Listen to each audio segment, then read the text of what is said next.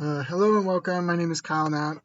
Today we are going to be doing a quick compare between 4 aircraft I selected and that I believe would be good purchases for the company. And by the end of it, I will just pick one that I believe to be the best option based on the company's needs and what the board has selected that they require. So let's get into it. The goal is to kind of find the best airplane that will suit the company's needs for, on-demand rides around the country. The things we're looking for that the aircraft have: high air speeds, long range capabilities, high cabin volumes, and good seating and availability. We want to be able to get to our destination quick. We want to be able to, go far and be able to actually get to our destination, with those long range capabilities. We want to have high cabin volumes, good seating and availability so that we can take multiple people with us and not just the COO and upper level executives. So the first aircraft we're talking about is the Nextant 400 XTI. And this is priced at $4,650,000, has a value factor of 32,277. Cabin volume about 365 cubic feet, and max cruise speed of 447 knots. That's fast, especially for such a small jet. It's got a good certificated altitude. It's got a good payload range, and it's got a good cost to worth ratio. That purchase price versus that value factor. The next aircraft is the Piaggio P180 Evo. And this aircraft is about $3 million more expensive.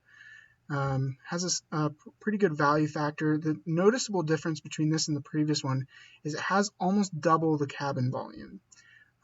It's about 47 knots slower on its max cruise speed, a little bit less on the altitude, a little bit less on the payload range, and so that's why that cost worth ratio is a little bit higher. And this is a turboprop airplane as compared to a jet aircraft, so that's why it's probably slower. And why that value factor is not as higher. The next aircraft is the Legacy 450. This is another jet aircraft, and this is quite a jump. This is more than double the previous aircraft, double the Piaggio purchase price, $16,570,000. It's got a much higher value factor, higher cabin volume, higher cruise speed, much higher payload range, similar altitude, and so it's got a pretty good cost to worth ratio. Next, the last aircraft is the Gulfstream G280, and this one is even more expensive, $24,500,000. It's got a high value factor, really good cabin volume, the best cruise speed, good certificated altitude, really good payload range. 3,646 miles is a lot. And so, and then a good cost to worth ratio. And so, these are kind of the statistics laid out for you of what each aircraft is. And so, what you'll notice here is what is important that you haven't found out yet is that last tab at the bottom, the 300 nautical mile trip. Most of the trips that the COO has made and that I've based these calculations off of are around 300 nautical miles. And so this represents a typical trip. So what you'll notice is there isn't really much difference in the trip time. The slowest aircraft is 53 minutes and the fastest aircraft is 45. That's a difference of 8 minutes. Their block speeds are very different, but it's only a difference of 8 minutes. They've got sort of similar cruise altitudes, but nothing too crazy. But what you'll notice at the bottom, and I think is very important, is the direct costs. You'll notice that the Piaggio P180 is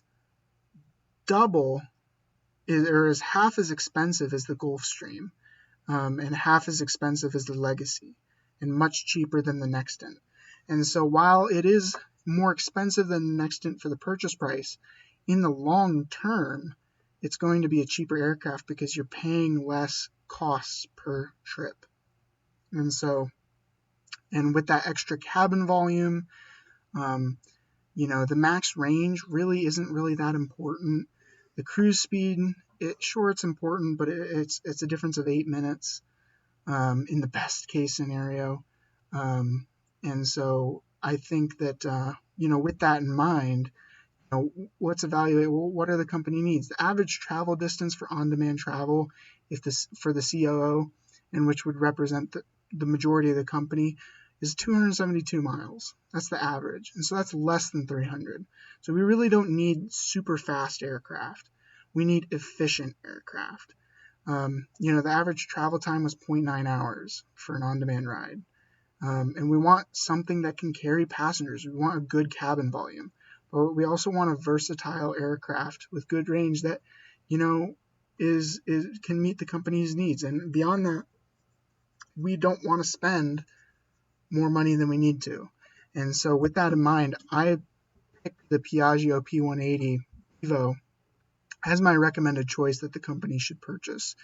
Even though it's a little bit more expensive than the Nextant, it's really not that much more expensive, and the operating costs, maintenance costs for this aircraft are much lower than any of the other aircraft. And so while it might have a high price for the value factor you're getting, I believe there's hidden value in this airplane due to the low maintenance and operating costs that this airplane incurs. And so that's why I picked the Piaggio P180. So thank you for your time, and I thank you for listening to this presentation. Have a great day.